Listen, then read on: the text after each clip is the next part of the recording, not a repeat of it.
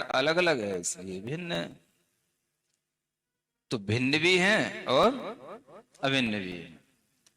इस तरह से देख करके आत्मा के ही यह तीनों प्रकार के योग हैं जो करण विशेष के माध्यम से जाने जाते हैं।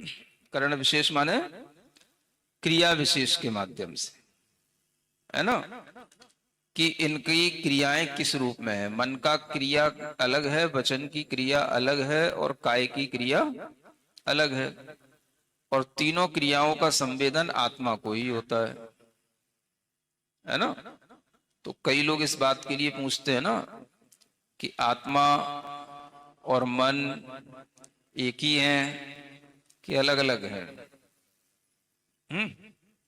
तो आत्मा और मन के बारे में तो पूछते हैं, लेकिन ये नहीं पूछते कि आत्मा और वचन एक ही हैं कि अलग हैं, आत्मा और शरीर एक ही हैं कि अलग हैं। तो जिस तरह से आपको आत्मा और काय के बीच में संबंध मिलेगा, उसी तरह से आत्मा और मन के बीच में संबंध मिलेगा। तो आत्मा और मन दोनों भिन्न भी हैं और अभिन्न भी हैं। अनेकांत दृष्टि से ही आपको ये बात समझ में आएगी। अभिन्न इसलिए है कि आत्मा का ही मन है, आत्मा का ही वह अलग करण विशेष से उत्पन्न हुआ योग रूपी कार्य है।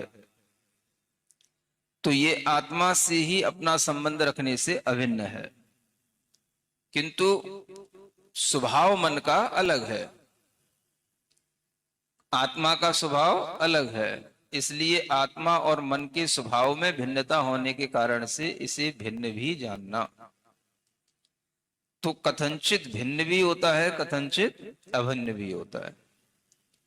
अभिन्नपना भी उसी तरह से होता है जैसे द्रव्य का अपने पर्यायों से अभिन्नपना भी होता है और भिन्नपना भी होता है, ये भी कल बताया था।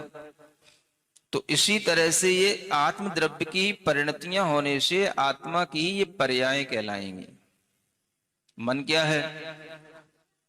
आत्मा की पर्याय। शांति से बैठो, शांति से बैठो, तो शांति से बैठो। धर्मशाला नहीं चल रही, क्लास चल रही। आत्मा की ये परिणतियां होने से ये आत्मा की पर्याय है ना। तो आत्मा की पर्याय को आत्मा से हम सर्वथा भिन्न नहीं कह सकते, ये पिछली गाथाओं में बता के आ चुके हैं। तो इस विवक्षा को हमेशा ध्यान रखना कि द्रव्य का अपनी पर्यायों से भिन्नपना भी होता है और अभिन्नपना भी होता है।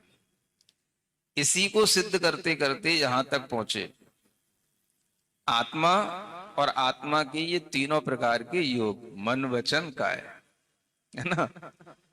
तो काय तो दिखाई देता है, लेकिन काय के साथ साथ मन भी है और वचन भी है। तो आत्मा के अंदर ये तीनों प्रकार के योग उससे मिले हुए हैं या उससे भिन्न है, ऐसा कोई आपसे प्रश्न करे तो आपको इसी भेदा भेदात्मक अनेकांत दृष्टि से उसे समझना और समझाना होगा, है ना। ना तो सर्वथा भिन्न है और ना ही सर्वथा अभिन्न है। तो ये उदाहरण देने के लिए ही जो है यहां पर डंडे का उदाहरण दिया है।